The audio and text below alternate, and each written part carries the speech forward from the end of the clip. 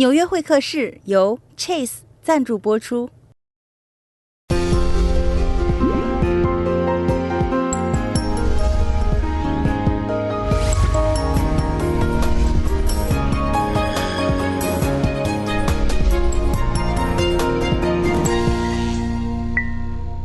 欢迎走进纽约会客室。今天呢，我们请到了金融家也是慈善家唐留谦先生，以及他的夫人徐新梅女士，欢迎两位。大家对徐博士啊是非常的了解了。那在半年之前呢，刚刚来过我们的节目啊，那他是非常知名的这个考古学家和主持人，同时呢也是这个徐光启和纪晓岚的后人。那唐先生呢，他是1938年的时候出生在上海，那48年的时候呢就离开上海了，所以唐先生只会说上海话啊，一会儿的这个一点点，一会儿的采访呢，唐先生将会用英文来回答。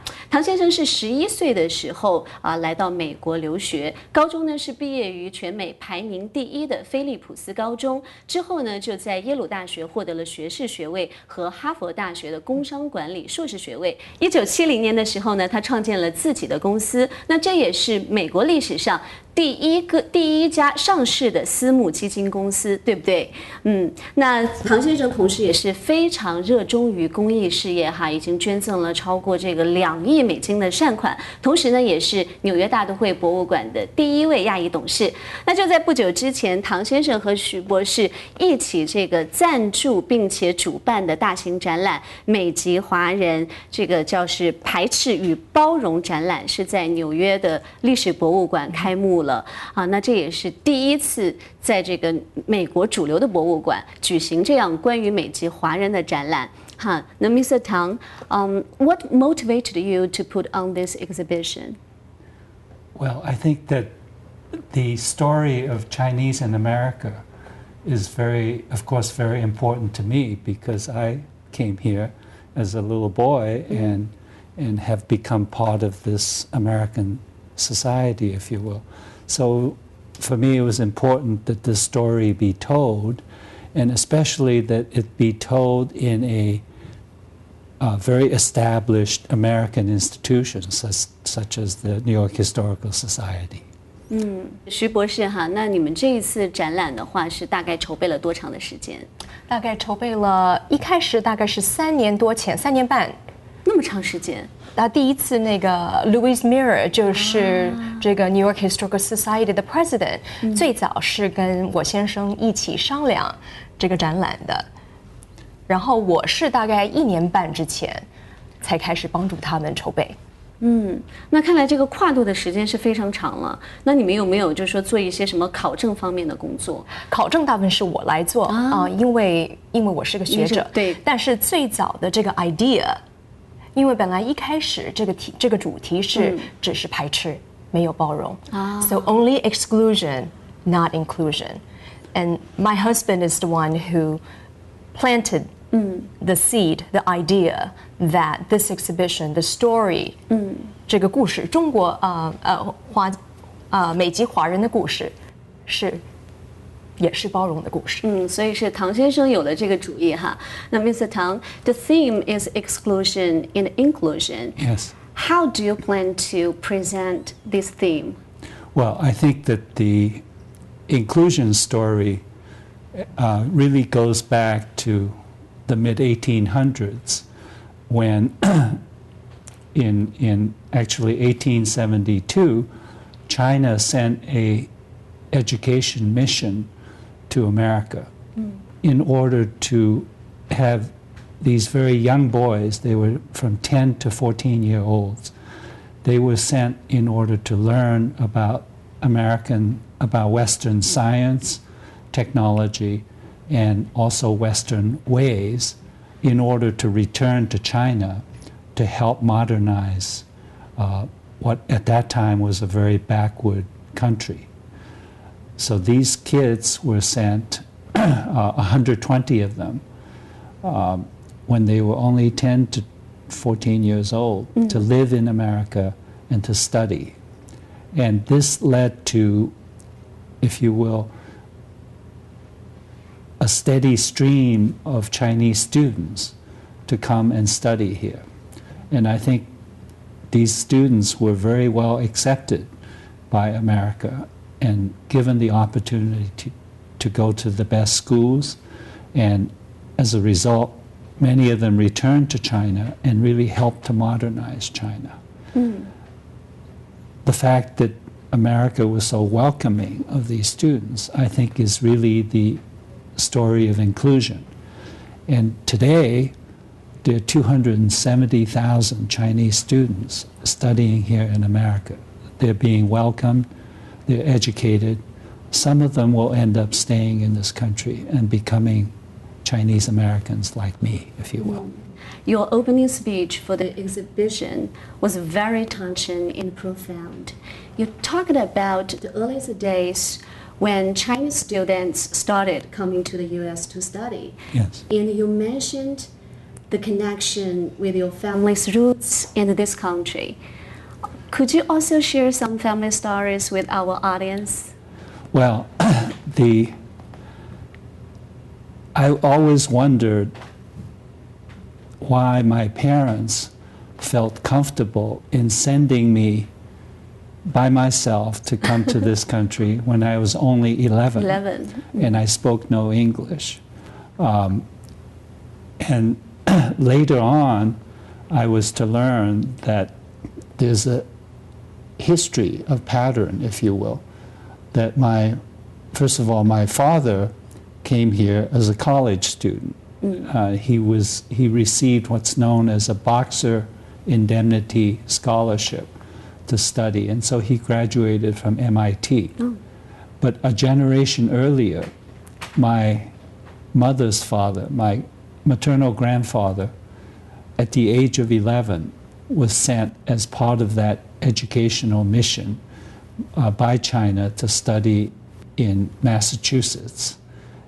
So he studied here for 9 years before he was recalled.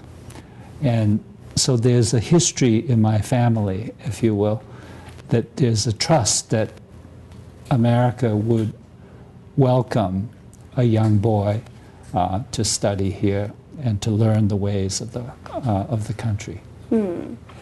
What significance or impacts do you think the earliest experiences of Chinese students studying abroad have had on the recent history of China?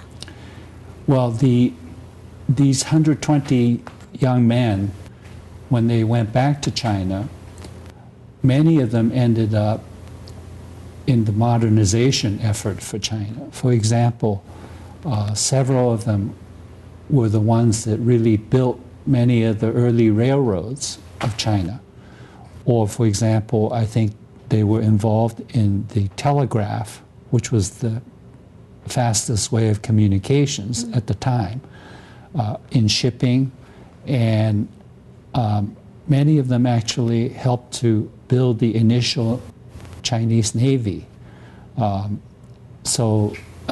as well, quite a few became diplomats, partly because they were, their English was so good that they became, if you will, represented China in the United States, as well as in England.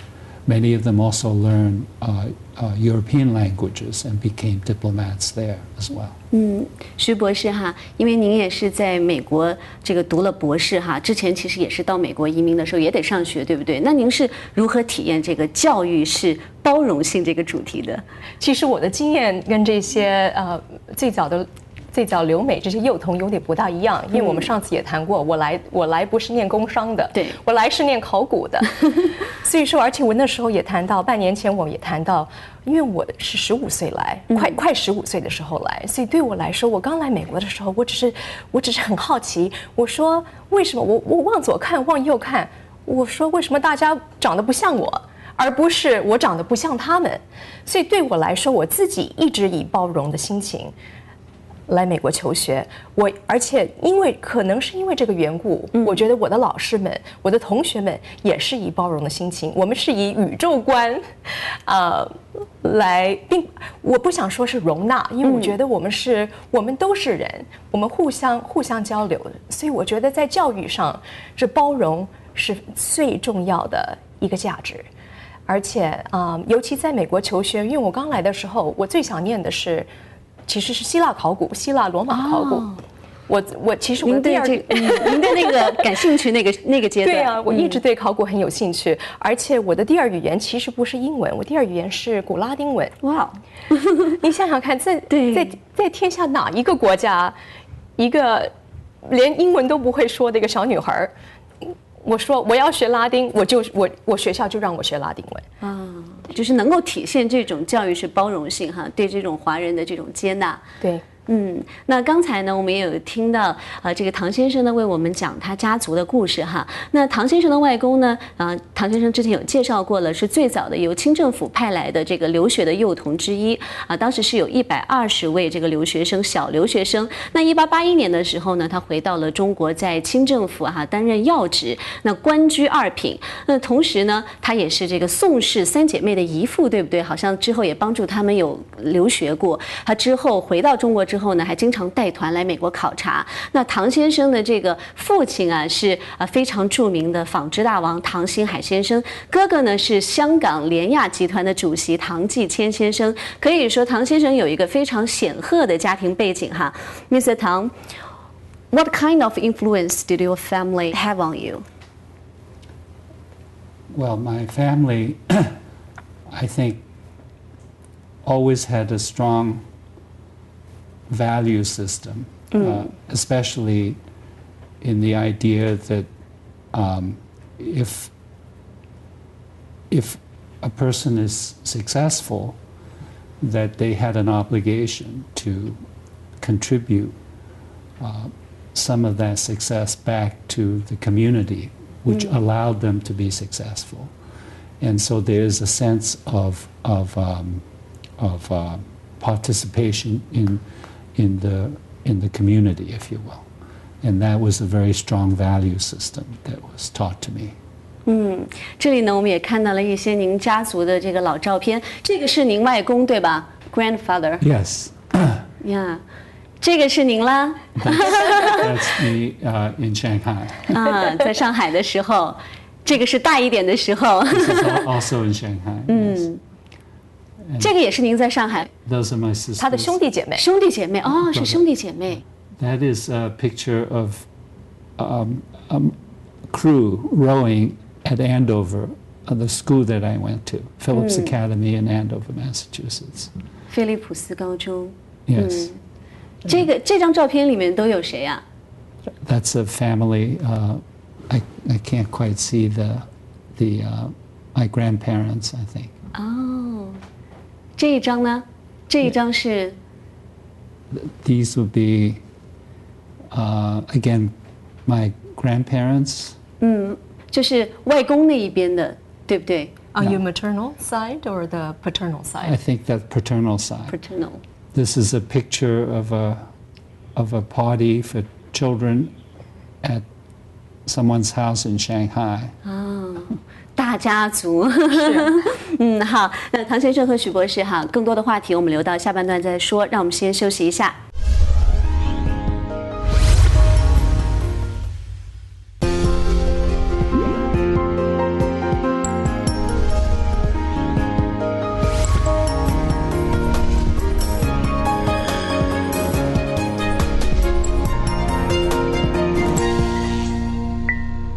欢迎回到纽约会客室。在上半段的节目中呢，唐先生为我们讲述了他的家族故事。那徐博士呢，也和我们分享了他在美国的求学经历，以及谈到了这个教育是包容性的话题。那接下来呢，我们要继续请唐先生和大家分享一下哈，他来美之后的经历。Mr. Tang, do you still remember your childhood growing up in Shanghai?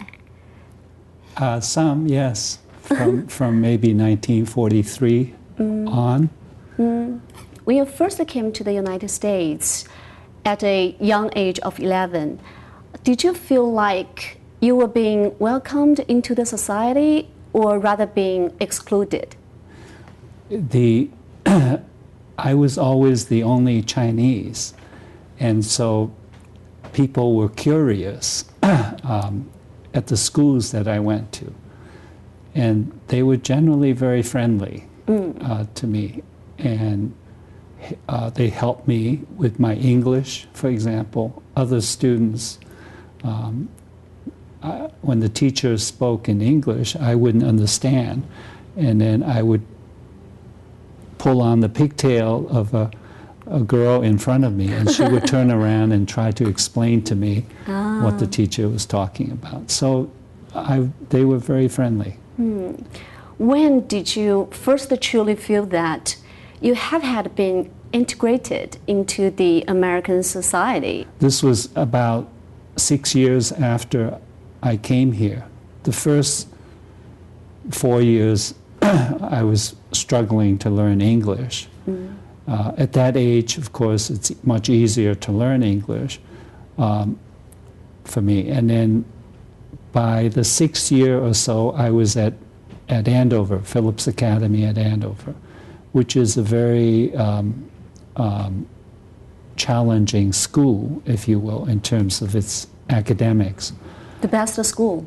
Pardon me? Best school. Yes, I think it's the best high school. But by my second year there, I was able to get on top of my studies as well as do all the other programs. Athletics, I was rowing in the crew. And so that gave me a tremendous sense of confidence, which I think provided the basis for my later success.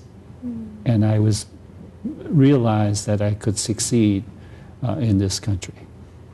Based on your experience, how could the Chinese people in the U.S. better integrate themselves into the American society?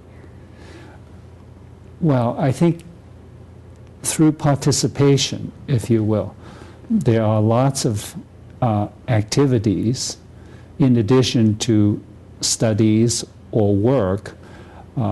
There are many other activities in this country.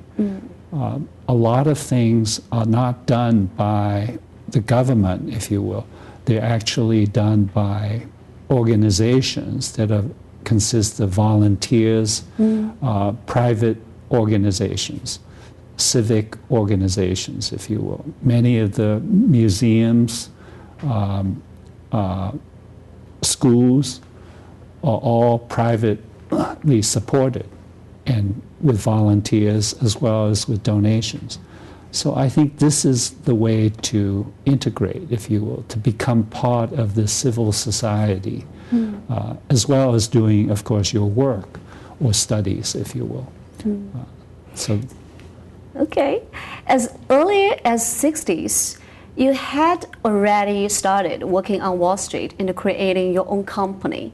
But at that time, there were very few Chinese faces on Wall Street.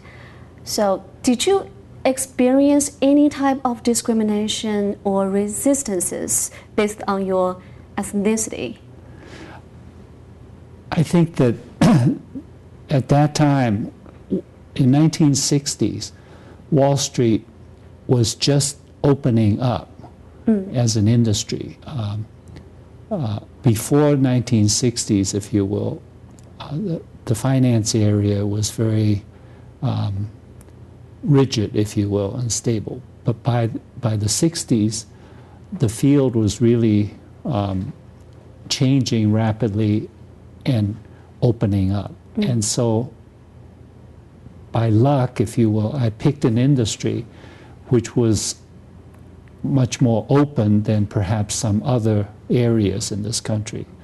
So, and I joined a very young company called Donaldson, Lufkin and Jenrette when I came to work here. And they were really very revolutionary in their work, if you will.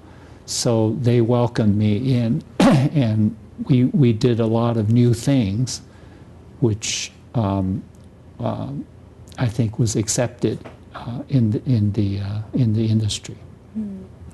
Do you think discrimination or biases against the Chinese are still prevalent today in the U.S.? I think there clearly are for example, when I came here to Wall Street, I would say certain other industries, there were definitely very rigid glass ceilings, if you will. And I think that there probably are still industries where this is true. However, in the more rapidly changing, in a way, the more exciting areas, these are the areas where there are not such restrictions. So technology, for example, Silicon Valley, Asians are succeeding there in very large numbers because things are changing so fast. So if you have an area where change is happening, I think you'll get much less discrimination. 哇，看来大家以后这个就业的时候啊，就知道选择哪个方向能够更好的有助于发展哈。刚才呢，我们也聊到了这个关于这个排斥的问题，但是其实华裔身份是有时候会让我们可能在美国社会当中呢遭到一些不公的待遇。不过有时候啊，这个华裔身份呢也能够让我们受益。为什么那么说呢？因为这个徐博士主持的这个节目过程当中啊，就体会到了这种华裔身份带来的益处。那徐博士主持的这个中国之谜啊，最近呢又在 PBS 频道播出了这一系列呢。这一次您是带着大家去到了金沙探秘金沙啊，在那个行程当中呢，你好像也去到了这个三星堆和曹操的墓穴，还有南越古王国的墓。哇哦！那听说正是因为这个您的特殊身份，所以令您有机会成为第一个进入到这些珍贵遗迹的这种外籍考古学家，对不对？是的，我们两个的事业跟经验，我们是有相同的价值观，但是他的主要重点是美籍华人的故事。我的重点其实是子曰温故而知新。所以对我来说，我觉得我们必须要从古代我们自己中国的历史来学习，我们才能够了解我们现在，而且我们将来的发展，知道自己的血脉，知道自己的根。那是因为我们刚才谈到了，因为我15岁的时候来美国，所以我的这个根已经很扎实了。对，我们一起来看看您的这个最新的这个节目片段，好不好？ Practiced human sacrifice. But what about the Shu people? Experts believe there were strong cultural links between the Shang and Shu peoples. As an archaeologist, I've been trained to look for specific details at sites like these. Every single bone fragment counts. In one of the graves nearby, I see something that doesn't look quite right. Oh my goodness, that looks like there's another person right there. There's another skeleton. Archaeologist Zhu Zhangyi tells me this is no ordinary tree. 再次仔细看看，是，真的是，从来没看过这么大的树。 What she's doing here is to apply a special concoction they invented here because they have to perform this type of triage to these ancient tusks. We know that one of the chemicals used is protein. It's a concoction to stabilize these elephant tusks as they are uncovered. 作为这个美籍华人去到这样的地方，亲自去揭秘这个中国古代文明，是一种什么样的心情啊？ 这是我从小想当 Indiana Jones 梦寐以求的工作，梦寐以求要去的地方。我从来没有想到我能够有这种样的经验，而且刚才你放的是这个关于金沙的故事，我是第一位外籍的专家进到曹操之墓的。所以说对我来说，像我们刚才谈到的，教育就是包容。所以，因为您是这个中国古代文化方面的专家其实我知道这个唐先生呢，其实也是非常热爱这个中国文化Mr. Tang, which aspects of the Chinese culture, in your opinion, are the most cherished and should be preserved in the past on? Well, I think that just the long history. China is perhaps the longest continuous civilization in the world. And I think just that fact, it's important for us to understand our long history and the lessons that it will teach us going forward. That's one. The other area, I think, is the creative richness of China. Its art and its paintings, its various other types of works of art that is testimony to the rich cultural life that has existed for thousands of years. These, I think, we should preserve and understand and study from. 在节目开始的时候呢，我也跟大家介绍哈，说唐先生呢也是一位非常了不起的慈善家。那迄今为止呢，已经捐赠了超过2亿美金的善款。那就在不久之前呢，唐先生和徐博士就一起去到了唐先生的这个母校哈，我们之前提到的菲利普斯高中，又再次捐出了1500万美金啊，也成为了这个该中学捐款最多的这个捐赠人，对不对？已经超过了5000万美金的这个款项了哈。Why do you care so much about philanthropy? Well, I have been very fortunate that this country has allowed me to be quite successful in business and in accumulating wealth. So it is, I feel, my obligation to return some of that, to reinvest that, if you will, in the community that has allowed me to do this. That is the only way to build a healthier society. And after all, it is the society that allowed me to be successful. So, do you think this philanthropic work by Chinese would help improve our collective image in the U.S.? I really do believe that, and that is one reason that I do this. I believe that in Chinese culture there is a concept of charity and of someone who is better off. 纽约会客室由 Chase 赞助播出。